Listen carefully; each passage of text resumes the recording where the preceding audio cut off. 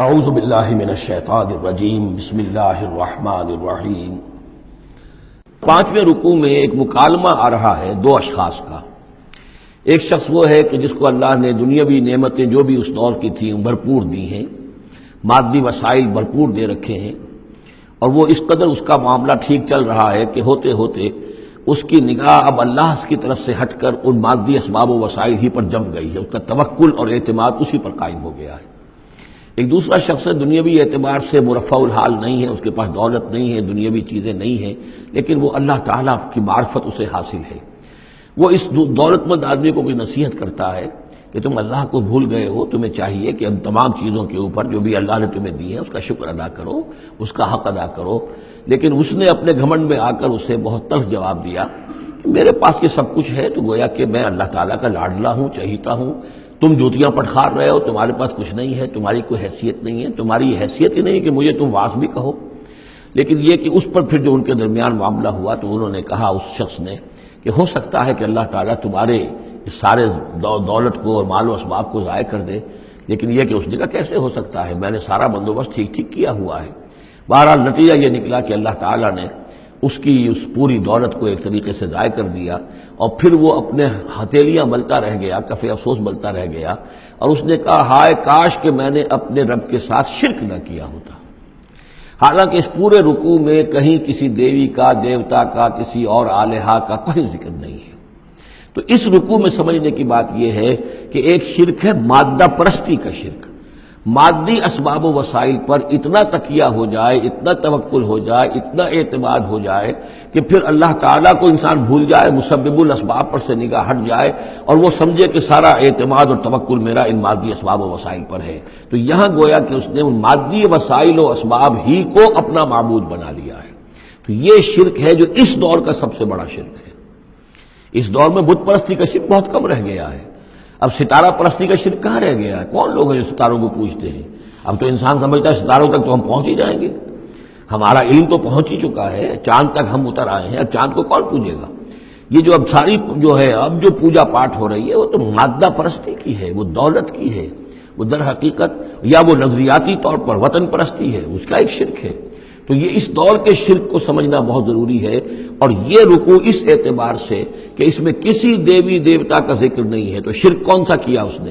وہ شرک یہی ہے کہ اس نے دنیاوی مال و اسباب اور مادی اسباب و ذرائع کے اوپر اپنے سارے توکل کو جو ہے اس کے ساتھ منسلک کر دیا، یہی گویا کہ اس کو معبود بنا لینا ہے۔ وَاضْرِبْ لَهُم مَثَلًا رَجُلَيْنِ، ان کے لیے بیان کیجئے دو اشخاص کی مثال۔ جعلنا لأحدهما جنتين من عناب، ان میں سے ایک کو ہم نے دیے تھے دو باغ انگوروں کے، وحففناهما بنخل، اور ان دونوں کو گھیرے میں لیا ہوا تھا کھجوروں کے درختوں نے۔ اب دیکھیے کہ انگوروں کی بیلیں ہیں، اور چونکہ ادھر ادھر سے ہوا تیز نہ آئے تو کھجوروں کے جھنڈ جو ہیں وہ چاروں طرف لگے ہوئے ہیں، تاکہ ان کے مابین جو اس کی انگوروں کی بیلیں ہیں وہ بڑی محفوظ ہیں۔ وجعلنا بینہما زرعا، ان کے درمیان کھیتی بھی تھی، یعنی یہ کہ اناج کا سامان بھی ہے اور انگوروں کی بیلیں بھی ہیں اور یہ کہ کھجوروں کے درخت بھی ہیں۔ کلتا الجنتین آتت اکلہا، اور وہ دونوں باغات اپنا پھل دیتے تھے، ولم تظلم منہ شیئا، سال بسال پھل آ رہا ہے، سال ہر سال ہو گئے، ہر سال پھل آ رہا ہے، اس میں کوئی کمی نہیں کرتے تھے۔ جب یہ چیز چلتی رہتی ہے تو آدمی کا خود بخود ایک توکل جو ہے وہ اس چیز کے ساتھ وابستہ ہو جاتا ہے، وہ بھول جاتا ہے کہ اس کی اللہ تعالیٰ کے فضل و کرم سے ہے یا اللہ کے اذن سے ہے، بلکہ یہ کہ وہ انہی چیزوں کو سمجھ بیٹھتا ہے کہ یہ دائم ہے اور قائم ہے۔ وَفَجَّرْنَا خِلَالَهُمَا نَهْرًا، اور ہم نے ان کے مابین ایک نہر بھی نکال دی تھی، آب پاشی کا بھی پورا نظام موجود ہے۔ وَكَانَ لَهُ ثَمَرٌ، اور اس کے میوے بھی تھے، یعنی یہ بھی تھا کہ باغ جو ہے پھلا ہوا اس وقت، انگور بھی ہیں اور کھجور بھی جو ہے درخت جو ہے لدے ہوئے ہیں۔ اور ایک اس کا مفہوم یہ بھی ہے میرے نزدیک جو زیادہ راجح ہے کہ اس کو اولاد بھی اللہ نے خوب دی تھی۔ جیسے درختوں پر پھل لگتا ہے تو انسان کے لیے اس کی اولاد جو ہے اس کے پھل کی حیثیت رکھتے ہیں، تو گویا کہ اس کو اولاد بھی ملی تھی۔ فقال لصاحبہ وہو یحاورہ، تو کہا اس نے اپنے ساتھی سے، ان سے وہ گفتگو کر رہے تھے، آپس میں گفتگو کر رہا، انا اکثر منک مالا واعز نفرا، میں تم سے کہیں بڑھ کر ہوں مال میں اور نفری میں۔ اب یہ نفری کے حوالے سے میں نے کان لہو ثمر، اس کے بیٹے بھی تھے، اولاد بھی تھی، تو اس کے حوالے سے وہ نفری کی بات بھی کر رہا ہے، میرے بازو بھی بہت ہیں۔ وَدَخَلَ جَنَّتَهُ، اور وہ داخل ہوا اپنے باغ میں، وَهُوَ ظَالِمٌ لِنَفْسِهِ، اور وہ اپنے جان پر ظلم کر رہا تھا، یعنی اسی گمراہی کے اندر مبتلا تھا. قال ما اظن ان تبید هذه ابدا، انہوں نے کہا میں نہیں سمجھتا کہ یہ باغ بھی کبھی اجڑ سکتا ہے. کیا مجھے دھمکا رہے ہو کہ اللہ تعالیٰ جو ہے کہیں تم میری یہ دولت سلب نہ کر لے؟ دیکھو میں نے کھجوریں کس حساب سے یہاں پر لگائی ہیں کہ کوئی اگر آئے بھی، کوئی باد سرسر آئے یا کوئی اور بھی ہوا کا تیز لو کے جھونکے آئیں تو وہ میری انگوروں کے بیلوں تک نہ پہنچے. یہ گویا کہ سینٹینلز کھڑے ہوئے ہیں، کھجور کے درخت جو ہیں وہ روک رہے ہیں. پھر میں نے یہاں پہ آبپاشی کا نظام ہے، نہر چلی ہوئی ہے. ما اظن ان تبید هذه ابدا، میں نہیں سمجھتا کہ میرا یہ باغ جو ہے کبھی ایک کے برباد بھی ہو سکتا ہے. وما اظن الساعة قائمة، اور یہ جو تم قیامت وغیرہ کی بات کر رہے ہو، اول تو میرا گمان نہیں ہے کہ کوئی قیامت کھڑی ہونے والی ہے. وما اظن الساعة قائمة، میں نہیں سمجھتا کہ یہ قیامت ہونے والی. ہاں ڈکوسلے سے ہیں، کچھ بڑوں سے سنا تو ہے. اور یہ کہ وَلَئِن رُدِدتُّ إِلَىٰ رَبِّي، اگر مجھے لوٹا ہی دیا گیا اپنے رب کے پاس، لَأَجِدَنَّ خَيْرًا مِّنْهَا مُنْقَلَبًا، تو مجھے وہاں لازماً ملے گا بہت بہتر لوٹ کر. اب اس کے اندر ایک فلسفہ ہے ان کا کہ جب اللہ نے مجھے یہاں دیا، اللہ کے وہ منکر نہیں تھے، اللہ نے مجھے یہاں دیا ہے تو اس کا مطلب یہ کہ میں چہیتا ہوں، لاڈلا ہوں، یا اللہ نے مجھے کچھ صلاحیتیں دی ہیں، میں نے بڑی عمدہ پلاننگ کر کے باغ بنائے ہیں، سارا اس کا بندوبست کیا ہے. تو یہ میری جو صلاحیت ہے، یہ اللہ کی دی ہوئی جو میرے اندر ہے، یہ جو خیر ہے، یہ کہاں چلا جائے گا؟ آخرت میں بھی مجھے پھر ملے گا اور اس سے بہتر ملے گا. اور تم جیسے یہاں جوتیاں پٹخار رہے ہو ایسے ہی وہاں پٹخارو گے.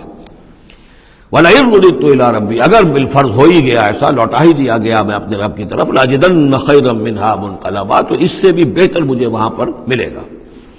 قَالَ لَهُ صَاحِبُهُ، اب اس اللہ کے بندے نے جو نیک بندہ تھا کہا اس سے، اس کے ساتھی نے، وَهُوَ يُحَاوِرُهُ، اور ان سے گفتگو کر رہا تھا، أَكَفَرْتَ بِالَّذِي خَلَقَكَ مِن تُرَابٍ، کیا تو نے کفر کیا اس ہستی کا جس نے تجھے مٹی سے بنایا، ثم من نطفہ، پھر پانی کی گندے پانی کی بوند سے بنایا، ثم سواک رجلا، پھر تجھے ایک پورا انسان بنا کر کھڑا کر دیا.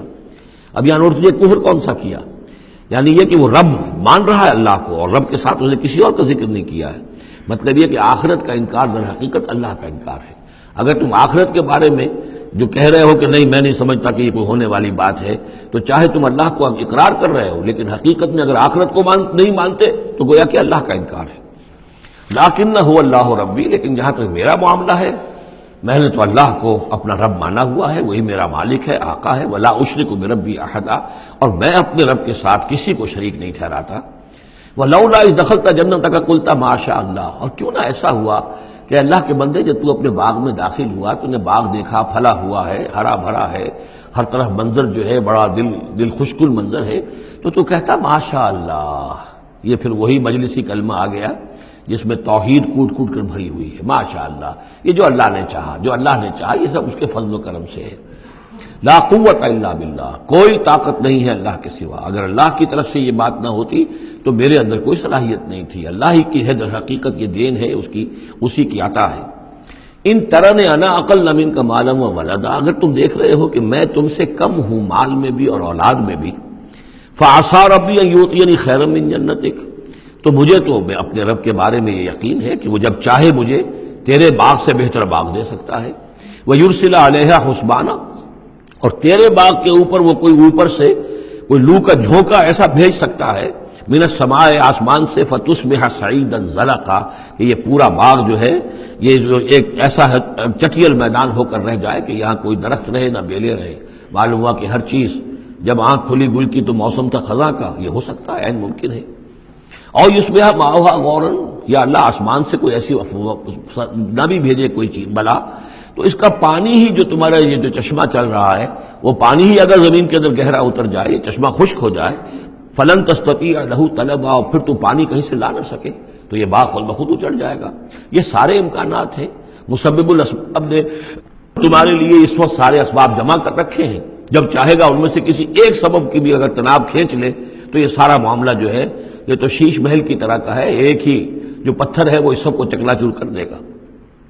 وَأُحِيطَ بِثَمَرِهِ، معلوم ہوتا کہ وہ بہت ہی کوئی اللہ کا پہنچا ہوا شخص تھا، جو اللہ کا دوست تھا، اور اس کا دل دکھایا اس شخص نے، جس کو تانا دیا اسے انا خیر من کہ انا اکثر منک مالا و ولدا، تو اس حوالے سے اس کا دل دکھا ہے.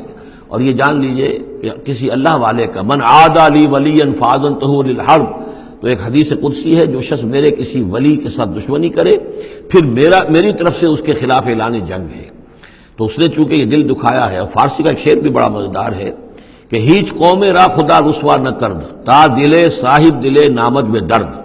کسی صاحب دل کے دل کو ٹھیس لگتی ہے، درد اس کے اندر پیدا ہو جاتا ہے، صاحب دل ہو، اللہ کی محبت اس کے دل میں ہو اور اسے ٹھیس پہنچے، تو تا دلے صاحب دلے نامد میں درد، ہیچ قوم را خدا رسوا نہ کر۔ قومیں بڑی رسوا ہو جاتی ہیں کسی ایک اللہ والے کی کہ دل جو ہے اس کی دل کو اگر تکلیف پہنچے تو وہی تب ثمرہ ہی، اس کا سارا ثمر سمیٹ لیا گیا۔ اللہ تعالیٰ نے جو کچھ اس کو دیا تھا وہ سلب کر لیا، باغ بھی ختم ہوا، اولاد بھی ختم ہوئی۔ فَأَصْبَحَ يُقَلِّبُ كَفَّيْهِ عَلَىٰ مَا أَنفَقَ فِيهَا، تو وہ رہ گیا اپنے ہاتھوں کو ملتا ہوا، اپنی ہتھیلیوں کو ملتا ہوا، جسے ہم کہتے ہیں کفِ افسوس ملنا۔ یقلب کفیہ علی ما انفق فیہا، جو کچھ اس نے خرچ کیا تھا، انویسٹ کیا تھا، محنت کی تھی، کتنا عرصہ لگا تھا اس باغ کے پلاننگ میں، باغ کو اس نے لگایا تھا، کہاں کہاں سے پودے لایا ہوگا۔ ما انفق فیہا وہی خاویۃ علی عروشہا، اور وہ باغ جو ہے گرا پڑا ہوا تھا اپنی چھتریاں کے اوپر، کیونکہ جو انگور کی بیلیں ہوتی ہیں، وہ ٹٹیاں ہوتی ہیں، چھتریاں ہوتی ہیں، وہ سب اوندھی پڑی ہیں۔ وَيَقُولُ يَا لَيْتَنِي لَمْ أُشْرِكْ بِرَبِّي أَحَدًا، اور اس وقت وہ کہہ رہا تھا ہائے میری شامت، کیا کاش کہ میں نے اپنے رب کے ساتھ شرک نہ کیا ہوتا۔ اب یہ کون سا شرک ہے؟ اس پوری اس گفتگو کے اندر کہیں کسی دیوی کا، دیوتا کا، کسی کا ذکر نہیں ہے، کسی کی شفاعت کا ذکر نہیں ہے۔ یہ ہے ہمارا آج کا نقشہ مادہ پرستی کا، آج کی ہماری ذہنیت جو ہے پوری کی پوری اس رکوع کے اندر موجود ہے۔ وَلَمْ تَكُنْ لَهُ فِئَةٌ يَنْصُرُونَهُ، اور نہ ہوئی پھر اس کی کوئی جماعت، کوئی اس کی فوج ہوتی جو اس کی مدد کرتی من دون اللہ، اللہ کے مقابلے میں۔ وَمَا كَانَ مُنْتَصِرًا، اور نہ ہی وہ اس قابل تھا کہ کسی سے انتقام لے۔ کس سے انتقام لے؟ سارا فیصلہ تو اللہ کی طرف سے ہوا ہے۔ هُنَالِكَ الْوَلَایَةُ لِلَّهِ الْحَقِّ، یہاں تو حکومت اور اختیار کل کا کل اللہ ہی کے لیے ہے، سچے اللہ کے لیے جو الحق ہے۔ یہ ولایا ہے واو کے زبر کے ساتھ۔ والی کہتے ہیں حاکم کو، مالک کو والی، والی سے ولایا بنتا ہے۔ ولی کہتے ہیں دوست، پشت پناہ، اور اس سے ولایا بنتا ہے، ولایت باہمی۔ اللہ ولی الذین آمنوا یخرجہم من الظلمات الی النور، اور الا ان اولیاء اللہ لا خوف علیہم ولا هم یحزنون، یہ ولایت ہے واو کے زیر کے ساتھ۔ اور والی ہونا کسی کا، فلاں ملک کا والی فلاں تھا، یعنی وہاں کا حکمران تھا، بادشاہ تھا، تو یہاں کی بادشاہی، یہاں کا اختیار، هنالک الولایۃ للہ الحق، کل ولایت اللہ ہی کے حق میں ہے۔ ہوا خیر ثوابا و خیر عقبا، یقیناً وہی بہتر ہے انعام دینے والا، اور وہی بہتر ہے نتیجے کے اعتبار سے، عاقبت کے اعتبار سے۔ صدق اللہ العظیم۔